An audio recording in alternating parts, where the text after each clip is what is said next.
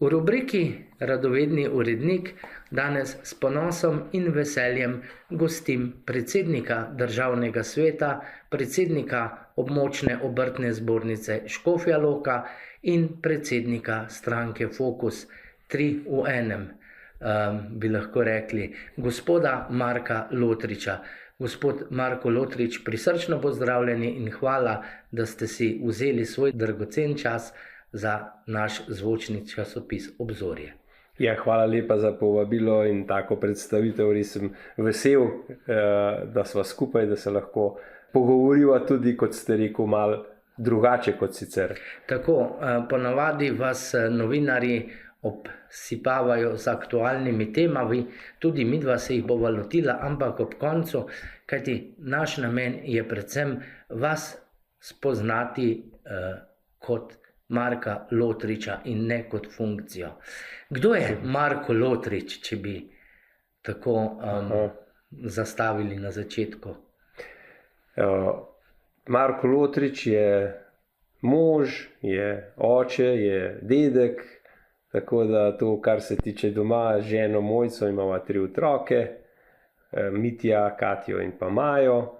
3 otroci imajo 7 vnukov, zdaj so stari med 3 in pa 12 let, tako da hiša je polna mladeži, tako da iz enega pogleda, predvsem tukaj je žena Mojca tista, ki poskrbi za, predvsem za varstvo takrat, ko ni šole, ko ni vrtca, starši so pa, ali pa naši otroci so pač v službi. Tako da sicer pa Marko hodi, jaz sem začel z obrtjo pred dobrimi 30 leti, malo več, se pravi 1.4.91. leta. Od takrat naprej v garaži ženinih staršev, potem sem to obrt razvil do ene mednarodno uveljavljene skupine, ki je trenutno v 10 podjetjih v 8 državah, in pa pred 2 leti, ko sem bil izvoljen kot član državnega sveta, sem pa zaključil s to profesionalno, se pravi kot z pozicijo direktorja v našem družinskem podjetju. Takrat je podjetje prevzela Maja kot vodenje, ostale 2, se pravi Katja in Mitja, pa prav tako sodelujeta pri vodenju v podjetju. Kaj bi rekel, zelo rad imam kakšno prosto uro, ki jo porabim za kakšen manjši sprehod, gremo malo pojadrati tudi s prijatelji, posmučati, tudi zelo rad grem z družino smučati, sicer pa aktiven predvsem na različnih, bom rekel, delih, kako bom rekel, družbe. Povejte mi, gospod Marko, vrniva se v čas vašega otroštva. Kakšno je bilo? Verjetno se zdaj kdaj radi ozrete, ko gledate svoje vnuke, kdaj tudi v svoje otroštvo. Kakšno je bilo, od kod prihajate, kje so vaše korenine? Sicer sem rojen v Kranju, ampak seveda od, bom rekel, 3. 4. dni naprej pa potem sem živ v Sevcih. Moja mama Antonija je trenutno stara v 95. letu. Iskrene čestitke. Ja, hvala lepa. Oče je že upokojen že od 86. leta. Torej, rodil sem se v družino delavskih ljudi. Imeli smo manjšo kmetijo, pa ne bom rekel kmetijo, bolj mi rečemo temu bajtari, da smo bili bajtari, namreč 3-4 repe smo imeli v štali. Ata je bil, bom rekel, zelo že takrat podjeten, če tako rečem. Tudi on je prihajal iz ene znane gostilne na Jamniku na Gorenjskem, pri Pstot se je rekel. In tako sta nas vzgajala vse 3, jaz imam ravno tako še brata in sestro. In ja, predvsem smo se ukvarjali z to, da smo te, rekel, krave in teličke, kure, kaj vse smo imeli, ne, da smo nekako to zredili in potem imeli za prehrano, oziroma je ata te zadeve prodal tudi naprej, ker je bil tako imenovani, bom rekel, vaški mesar, tako da je ne sam pri nas, ampak tudi drugi se ukvarjal s to dejavnostjo. Kaj ne rečem, ja. Če tako pogledamo na tisti del otroštva, lahko rečem, da je bilo lepo, da je bilo fleten v smislu tega, da smo se sosedi z ulice dobro razumeli, kakšno smo špičili, tako kot ponavadi. Mama je bila zmeraj tista, ki je poskrbela za to, da smo v petkih oziroma bolj v sobotah imeli dosti, da smo lahko šli na kakšno zabavo, na kakšno veselico. To se pravi, da je dala kakšen dinar takrat, se spomnim. Zelo rad smo se s kakšnim mopedom pelali, ker seveda doma smo imeli potem traktor, se pravi te kmetijske stroje, ki so bile tudi po eni strani malo zabava, zato da smo se lahko prevažali, po drugi strani je bilo pa treba delati, predvsem takrat, ko se pač jasno dela. Saj veste tisto, na kmetih je bilo tako, ko si kosil, je običajen šel dežen in se je zmerom modil, kako pospraviti to seno, in pa so povedali, da je to pa zaradi tega, ker je Bog včasih šel na dopust in je Svetemu Petru naročil, da ne da dež takrat, ko bojo prosili za dež, ne kmetje. On je bil pa malo naglušen, je pa zastopil, da takrat, ko bojo kosili, in zaradi tega takrat dež pada. Ne. Tako da, skupaj z bratom, sestro smo pač živeli v tej hiši, ki sta jo zgradila starša, nekje tam kar zgodaj smo se tudi poročili. Jaz sem se poročil potem pri še ne 21 letih. Samo otroštvo pa lahko rečem, da je bilo preplet dela in pa druženja z ostalimi v vasi. Na vsak način čisto drugače kot danes, ne, ko opazujete.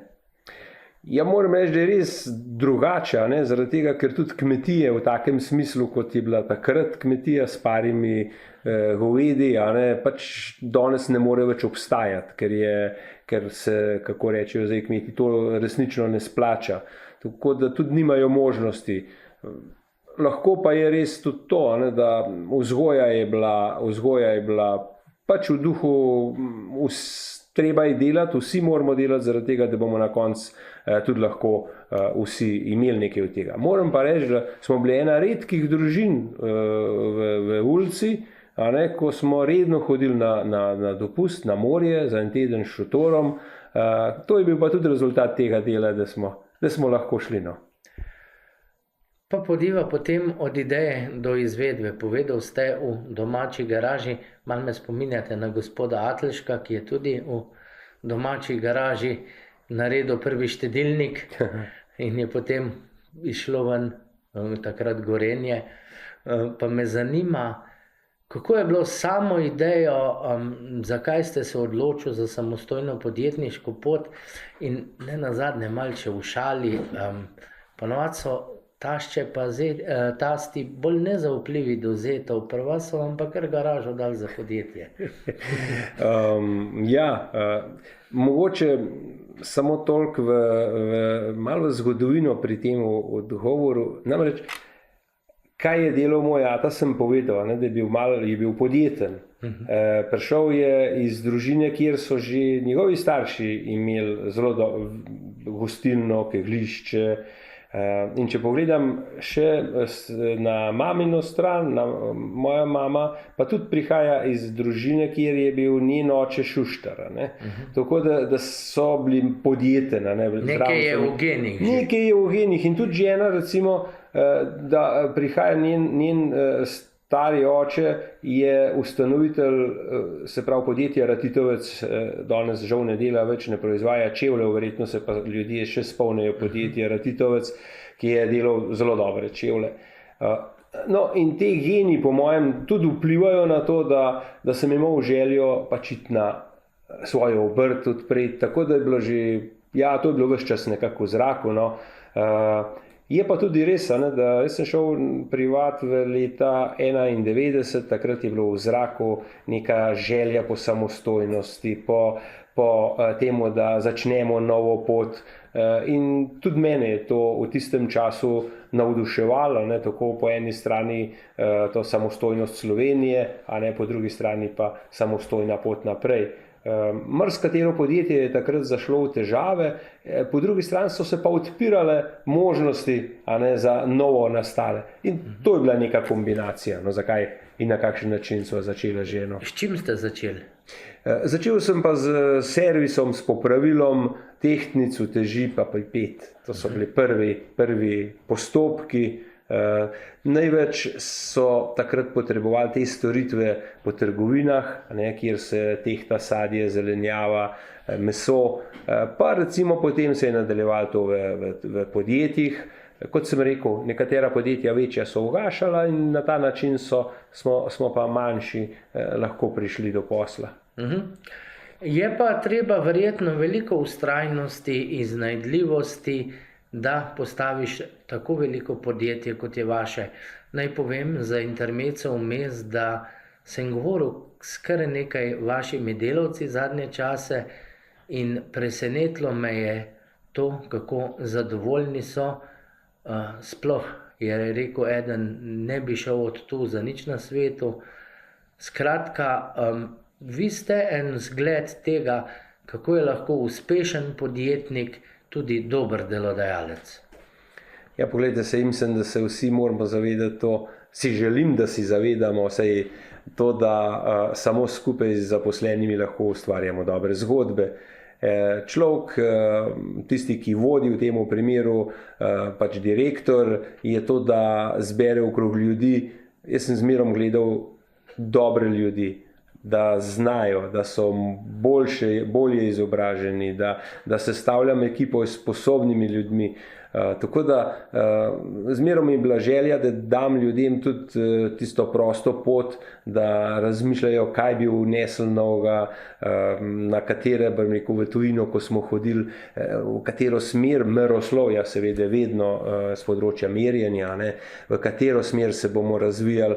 In na ta način sem jih že od vsega začetka vključeval v odločitve in verjamem, da je to, da so se počutili in se počutijo vsi tisti, ki so že dolgo let z nami, se počutijo kot del podjetja, zaradi tega, ker so ga dejansko soustvarjali in so ga sokreirali. Posamezna področja v zadnjem času, absolutno tehnološko so kreirali ljudje. Ljudje smo posel. In mislim, da je to glavno zavedanje, da se potrebujemo en drugega.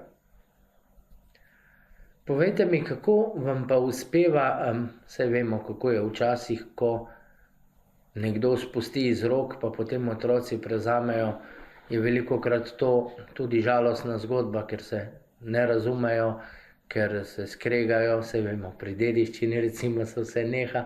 Kako ste vi uspeli svoje otroke zmotivirati do te mere, da sodelujejo, da delajo skupaj? Je to vzgoja že od samega začetka ali ste se kasneje veliko dogovarjali, pogovarjali? Ja, tako je, da je, seveda vsi smo živeli, dom je bilo podjetje, podjetje je bil dom, ker smo nenazadnje tudi potem kasneje v stanovanjski hiši je ta obrt potekala.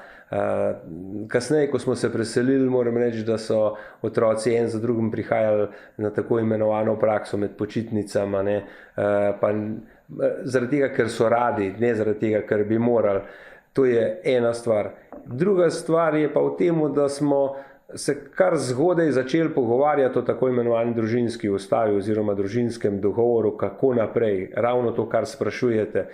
Tako smo v letu 2017 napisali družinsko ustavo, ta pa določa, kakšne deleže dobijo otroci in mi smo se takrat najprej dogovorili, da dobijo 12,5% delež, kar predstavlja tudi nujni delež pri dedovanju, recimo. Vsi trije otroci skupaj, seveda in žena, smo upravili ali pa smo šli skozi eno tako mediacijo strani Ernst Younga, oziroma zdaj rečemo EY, to je svetovalno podjetje, iz tujine, vendar je v Sloveniji tudi prisotno in moram reči, da je mentorica Mojca Emeršič je bila enkratna, ker je zadevo poznala, poklicala je tudi na pomoč svoje kolege iz Nizozemske, kjer je ta tradicija zelo dolgo že prisotna, se pravi pisanje družinskih ustav. In hkrati pa to pomeni, da so se oni pogovarjali tako z mano, ženo, z vsakim otrokom posebej, zato da so začutili utrip, ker kot ste rekel, kako smo se pogovarjali. Enkrat smo se vprašali, a pa se vi pogovarjate. No, jaz sem trdil, da se, najmlajša hčera Maja je pa rekla, da se ne pogovarjamo. Ker mi smo imeli te zajtrke v sobotih, kjer smo se zbrali lahko po par ur in sem mislil, da ta debata dejansko že poteka v tej smeri, da bodo enkrat prevzeli, ampak ona tega ni na ta način razumela. Razumeli smo pa potem, ko smo pa res, se pravi, leta 2017 podpisali to družinsko ustavo. To je pravno nezavezujoč dokument, ampak iz tega so pa nastale pravno zavezujoči, torej darilne pogodbe, oporoke, to pa so potem tudi družbena pogodba se je spremenila. In moram reči, da smo zelo dobro peljali naprej do leta 2022, ko sem bil izvoljen v državni svet. In takrat je tudi najmlajša hči Maja prihajala iz druge porodniške in je pa res, da je bil pa takrat prehod bil pa kar trdno, tako da jaz sem ostal v Ljubljani in nisem bil kaj zelo veliko na razpolago, ni v pomoč. Čeprav se je na koncu to z obilico, seveda ona se je zelo prizadevala za to, da to ji uspe. In zdaj v teh 2 letih lahko rečem, da je na dobri poti, zaenkrat je odlično pele podjetje, sam držim pesti tako, da bo tako naprej. So pa seveda se razumejo, sodelujejo, si pomagajo. Ja, seveda, zato ker sestra njena je vodi računovodstvo, ne samo za matično podjetje, pač pa za vsa podjetja v skupini. Sin pa je prokurist v teh, hčerinskih podjetij in direktor največjega hčerinskega podjetja v Sloveniji. Tako da, se pravi, vsi skupaj sedijo tudi z ostalimi v kolegiju podjetja, vsak je odgovoren za svoje področje, kar pa verjamem, da sodelujo, da dobro delajo.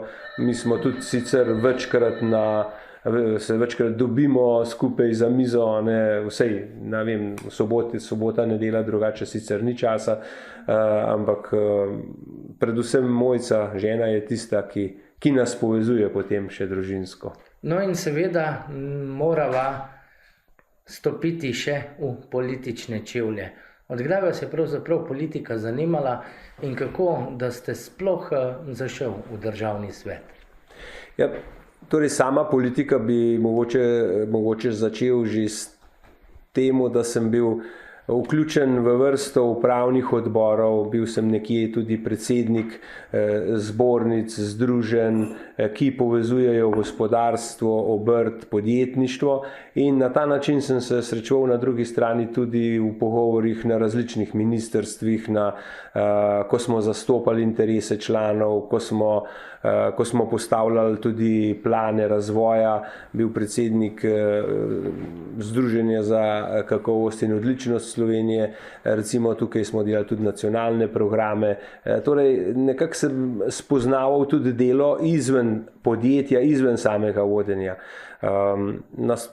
Druga resnica pa je tudi to, da me je politika zanima, že takrat me je zanimala, nisem si pa res ne predstavljal prej, da bi pa lahko vstopil v čevlje politika, zaradi tega, ker sem čutil to odgovornost pač do podjetja, zelo enostavno.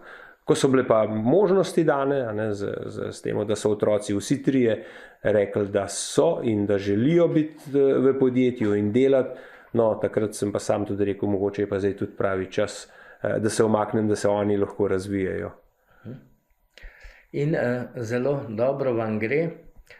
Zdaj, midva sva v enem izmed številk zvočnega časopisa že spregovorila tudi o podjetju CSS. Ko bo tale intervju objavljen, ne veva, kako se bo razpletalo.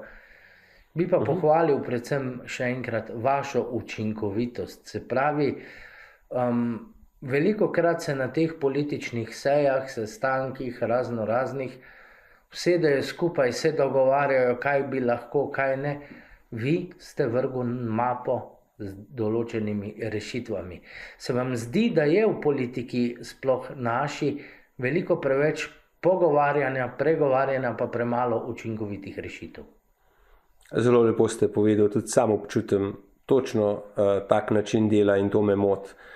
In to me moti, vem, da je demokracija zahteva veliko dogovarjanj, veliko usklajevanj, vendar praktične rešitve, ki jih pa potrebuje reševanje določene situacije, v tem primeru pač invalidskega podjetja CSS v Škofji Loki, ta pa zahteva pač, bom rekel, nek akcijski načrt, eno široko podporo vseh deležnikov in to nam je uspelo praktično v dveh tednih in glavna zadeva preko zadnjega vikenda, kjer smo zbrali naročila za to podjetje v skupni višini skoraj milijon oziroma 1 400 000 evrov, kar zagotavlja preživetje in tudi dolgoročno, bom rekel, stabilnost na trgu, ker mi moramo vedeti, da taka podjetja niso na trgu zato, da ustvarjajo dobiček. Ta podjetja so na trgu zato, da ponudijo možnost vsem ljudem, tako ljudem z različnimi oviranostmi, kot pa polnočutnim ljudem, en z drugim. In produktivnost zahtevati od ljudi v takem okolju je neodgovorno.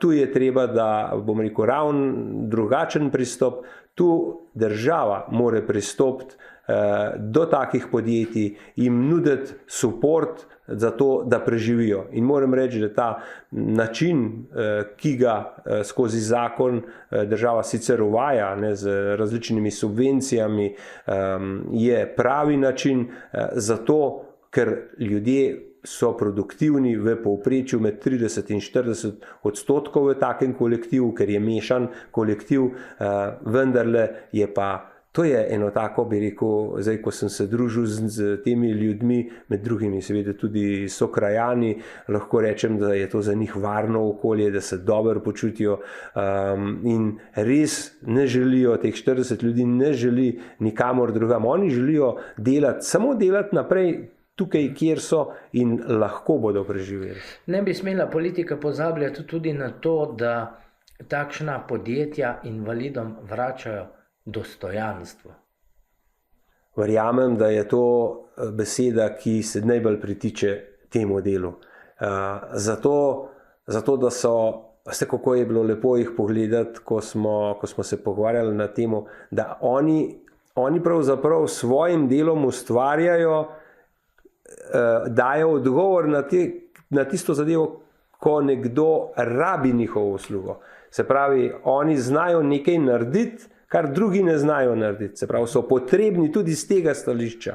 In to se mi zdi, da je, ko so ugotovili, da jih stranke cenijo, da so praktično v parih dneh potrdili naročila za naprej, to samo kaže na to, kako jih potrebujejo. In ta zadovoljstvo v ljudeh, zdaj me pa nekdo rabi, tudi moje delo je spoštovano in cenjeno, je to dostojanstvo, ki, kot ste rekel, res veliko pomeni. No, kot podjetnik, gospodarstvenik in politik, ste kdaj dobil občutek, če ste lahko malo tudi kritični na svoj ceh, da se premalokrat tudi podjetniki tega zavedajo?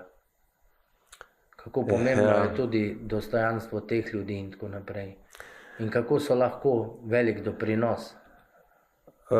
Moram reči, da je tudi pri podjetnikih obstajajo tabuji. In en izmed njih je to, da so ljudje strošek. Kaj šele, da so ljudje z oviranostjo strošek. In to je pač potreben, tako kot vse druge zadeve, je potreben to, dajmo reči, nekako promovirati, da potrebujemo skupnost, da potrebujemo ljudi v svojem okolju. Namreč na vsakih, mislim, da 20 ali 22 zaposlenih v podjetju potrebujemo nekoga, ki je potrebno ponuditi delo nekomu, ki ima določene oviranosti. In je začetek težak, ampak kasneje kaj se izkaže? Kasneje se izkaže, da je to, kako ta oseba lepo poveže kolektiv. Ne zato, da mu samo morajo drugi pomagati, ampak tudi on zaradi svoje oviranosti, ko dosega boljše rezultate, recimo kot sodelavc, potem vse te maske padejo. Ne. Tako da ja, potrebujemo zakon jasen, na kakšen način bomo delali, hkrati pa tudi poziv mojim kolegom, podjetnikom, obrtnikom, da zaposlijo ljudi z oviranostjo, da zaposlijo invalide, ker bodo videli, da samo obogatijo tako osebnostno, čustveno, kot pa tudi seveda čisto poslovno. Lepše tegale pogovora ne bi znal zaključiti nihče. Gospod Marko Lotrič, prisrčna hvala za vaš dragoceni čas in hvala za vaš trud, pozornost in za to, da tudi med svojimi kolegi, kot smo rekli, tako politiki kot podjetniki, dajete en svetel zgled, da je marsikaj mogoče in mogoče ubirate nove strune delovanja tako v politiki kot v gospodarstvu. Hvala lepa. Hvala tudi vam, gospod Sebastijan Kamenjek, izredno sem vesel, da vi upravljate tako plemenito delo, kar pomeni informiranost ljudi in pa seveda vaših kolegov, ki ali so slabovidni ali ne vidijo, ampak zvočni zapis jih doseže in verjamem, da so zelo veseli vedno vašega prijetnega glasu. Hvala, srečno.